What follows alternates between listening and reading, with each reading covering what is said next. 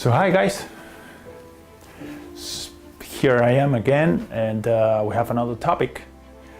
Today I'd like to make this video a little recognition or celebration of youngsters, young people of today. We the young people, because I consider myself young. Let's say youth. How do you define it? We all know that there is also a spirit, a young spirit that can just last forever. And then there is the reality, the biological reality. So let's say people from their mid-40s all the way down to teenhood. Once teenhood is finished, we all know that sometimes teenhood can last until your 50s, but that's another video. It's not this one. And why? Well, let's face it. It's been 2 decades of this century, and it's true that we've seen at least a couple of events that are transformative events. Type of event we have been told that normally only happens once per lifetime. If you're lucky, well, we had 2 in less than a decade. So that's sort of something transformative and very important for, let's say, if you want to create a project for your life, a life project. So we've had the Great Recession that took some time to, let's say, bring back some of the things we lost back then. It's not only physical or material things, but also things such as confidence, for example. It's a collective confidence, but also individual. And then we have, at the beginning of the next decade, a global pandemic. No matter how we picture what's been happening since the beginning of 2020 globally, but it's not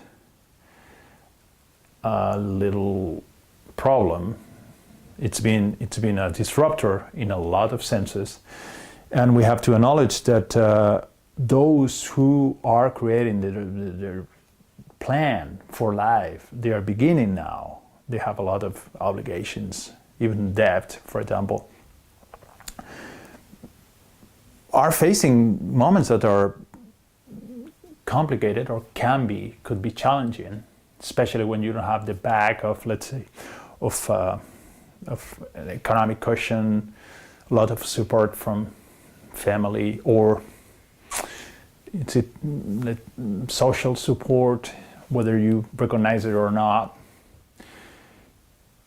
It's been challenging, and it's going to stay challenging for a while. But also, let's recognize that other epochs or other moments in history, not that long ago, were tougher in a lot of senses. People saw death around.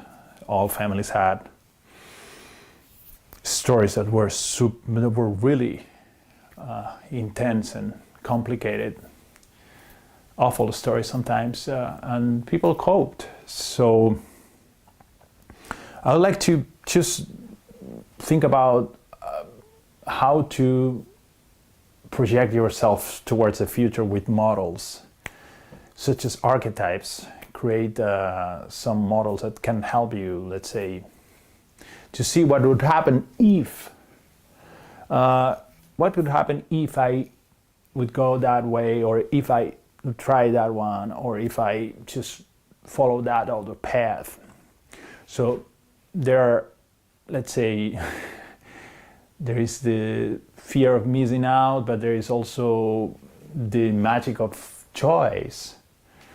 We want to take advantage of free will, if we really believe in it, And even those who are fatalistic and who say, or fatalists who say that let's say there are things that are determined, there is also this sort of range you can shape by yourself. That's also free will. So the Stoics, for example, had room for free will as well in this sort of mechanistic universe, things that would go one way or the other. Archetypes. To start with this sort of idea, I would like to tell you a little story. When I was a kid, let's remember, those of us who are in our 40s, we used to have TVs, and one would just turn on the TV. Cable wasn't a thing. From Spain in the late 80s, there wasn't a lot of channels to choose from, to pick from, and if there was let's say a movie going on, it could have started, so you would just get the movie as it had started, and you would get advertising in the middle of it, or sometimes get more ads than movie. But in the end, sometimes you'd be lucky enough to get a couple of opportunities to watch the same movie, and you'd get just 2 portions of it, and you just create a movie in your head that was more or less a real movie. So there was this little B-series movie. I think it's British and Spanish. It's called The Emerald Forest. It takes place in the Amazonia. It's the director is Boorman, and the protagonist is his son, Charlie Boorman. I think the director is from John Boorman. I think he is Britain living in Ireland. And this little movie, it just shocked me. That created so many interesting questioning in that moment in life. I was a teenager probably. And it created the first archetypes I recognized in myself, or I just craved for, or I just tried to dissect and study, right?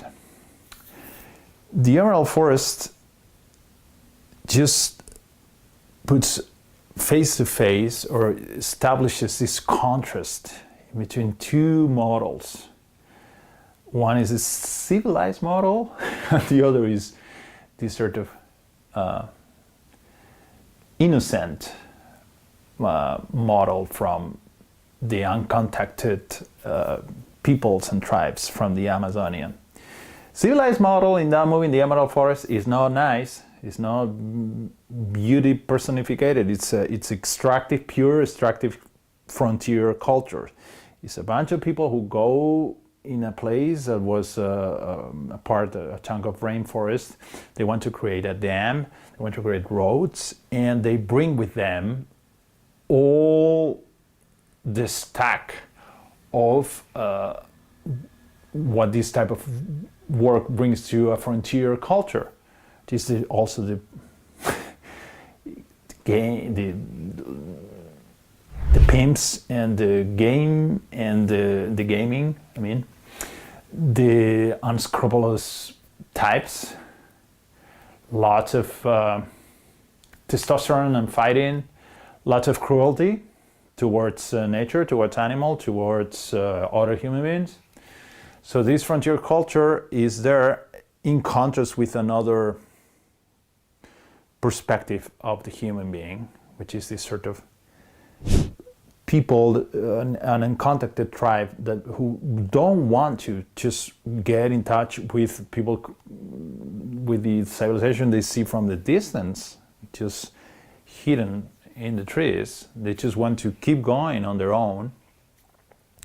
And there will be, obviously the movie happens because there is some tension. One of the engineers of this project as a kid, and the son just gets lost in the rainforest, and he'll be raised by these uncontacted thrive, right? So let's picture his life with this new family, because they end up being something like their own family. It's just compare it to, if you want to, with Dancing with Wolves, Kevin Costner's movie. You also see this woman who's been raised by what she considers her family as well. So going back to the Emerald Forest, you have this kid who grows up in this situation. This model of civilization, if we just go back, for example, to Jean-Jacques Rousseau, the Swiss philosopher, important for modernity in the West, for the ideas of enlightenment, he theorized that mankind is innocent and good by nature, and it's only circumstances that can just bring him out of these ideal conditions. We'll see that there will be a lot of critics that won't see the same picture. For example, Dostoevsky. There are a lot of really dark corners in the human soul and mind, and that's a fact. But this Rousseauian, the uncontacted tribe, will raise this kid, and then as he grows, once comes a moment when he has to go back to civilization, because that will happen, the movie just brings to a teenager. So that's me in the end of the 80s or at the beginning of the 90s. This contrast. What civilization? Is really this bunch of people, unscrupulous pimps. Those are civilization, and the uncontacted tribe living in harmony with nature are the primitive ones. What civilization? So to me it was hard.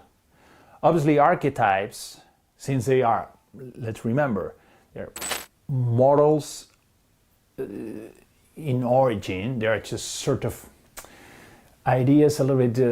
It's a character of ideas, of types, right? So it's not a really detailed situation, or a situation that it could be realistic in our world. They are not complex enough. But archetypes share one thing in common, which is that they appeal to all mankind, because they precede history, like written history, and they are these sort of universal subjectives we all can relate to. That's why, for example, psychoanalysis, Sigmund Freud, and also Carl Jung, a critic to Freud, but coming from Freudian tradition, would really study archetypes, because we think and dream and have intuitions associated with stories that are very old and that are, for some reasons, very attractive to us. They are models of ancient things that we imagine happening, or legends, for example. So archetypes can be a good model to define possible paths we can find towards the future. Now we are facing, I think we live in times where they're not, or we are facing a crisis of, we can say, values. And we see lots of attempts to sort of bring people together in cults, or with self-help or New Age ideas of what should be, how should be one living, or what kind of like thinking could just create a perfect society or a little town or whatever. This foundation moment, which is very sort of unstable and lacks a lot of solid values, this postmodern world we are living is also one that requires the ability to read things that can be worth for, let's say, as a philosophy of life towards the future for somebody. And it can be hard to differentiate between what is worth it and things that are basically snake oil. People trying to sell us things that are not only the real thing, but they are just a waste of time, and sadly can be also a waste of money. It can be even worse because sometimes they lead to cults that can really damage a lot of things, such as self-confidence or our relation with others. So thinking about archetypes, I thought, how about just going back to one book that treats or explores 3 possible paths for a young person starting their life. So I picked one of my favorite books of Honoré Balzac, the French writer from 19th century. The book is called The Lost Illusions, Les Illusions Perdues, and it has 3 characters that are a model for what one has to pick as a goal, right? Once we want to sort of make it or break it, we just have to pick different paths. And I like The Lost Illusions because the 3 characters are actually Balzac himself. He tried a lot of things in his life. Some things went really well, and some others were kind of like a different story. Anyway, he was a very interesting person in his moment. The Lost Illusion is probably his best book from the Comédie Humaine. This project he had of creating hundreds of books associated with the society of his time around Paris and France, right? And there are 3 characters there, and each of them is an archetype. We have, on one hand, the big shot who wants to go to the city and make it big, but no matter how, so knows some unscrupulous person who will sell their family if needed to get there, right? The second model in this book is the total artist, the creator, the purist who will work by himself with the muses to sort of get to what he considers and the few people he trusts consider a good something worth it. So that's their quest, and they don't care about the everyday life. If they are humble and don't have a lot of things, that's not a breaker for them. It's a contingency they won't have any problem to go with. The third model is a modern, it's an individual, the inventor, the utilitarian. One person that won't have a lot of free time will work hard. First, will study hard, will work hard, will fight to have a decent balance between personal life, family life, and professional life. They won't put down anybody. They won't miss any appointment. They will be paying their debts, and sometimes they will be inventing things and making great things. They persevere, they get there. This ideal of utilitarian bourgeois, modern man. So on one side, let's remember, we have this unscrupulous person who will do anything it takes to get there. Then we have the purist. Material life is not important for them because what they are doing is to work in something that matters for them. That's their thing. And the third model is utility. You prepare yourself, you work hard, you'll get somewhere. Which one you think is more interesting? So Balzac doesn't tell us, but we see the story evolving. And to be honest, the cynical model, the one who will do anything it takes to get fame or to get rich or to make it big in the city, coming from a humble place, that person in the end of the book doesn't seem that happy, doesn't seem they accomplished much. They also have a bunch of dead bodies in their closet, and since they were cynical and they just were not straight with a lot of things, they have debts and worse things with family and old friends, and they can go nowhere without being handled a mirror they don't like to look in because they did a lot of wrongs. The second model is in the book is a total artist who doesn't have any money to heat the little room in Paris where he's living. He goes into Sainte Genevieve library, public library, and there in a corner, since it's warm enough, he'll just write and write and write, or pursue, in his case, his writing can be any sort of passion, to get somewhere, but it's not getting somewhere. What it counts for these people is being in the process. That's already something solid for them.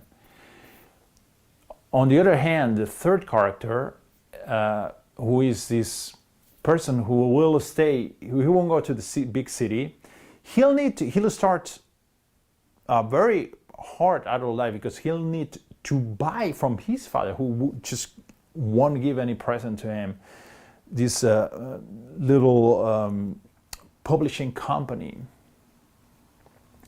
And he'll need to repay all these debts, and he'll also, since he's the brother-in-law of the cynical one who goes to the city to make it big, and he'll lend money to this other person, to his brother-in-law, he'll need to deal with that as well. But in the end, he just makes room to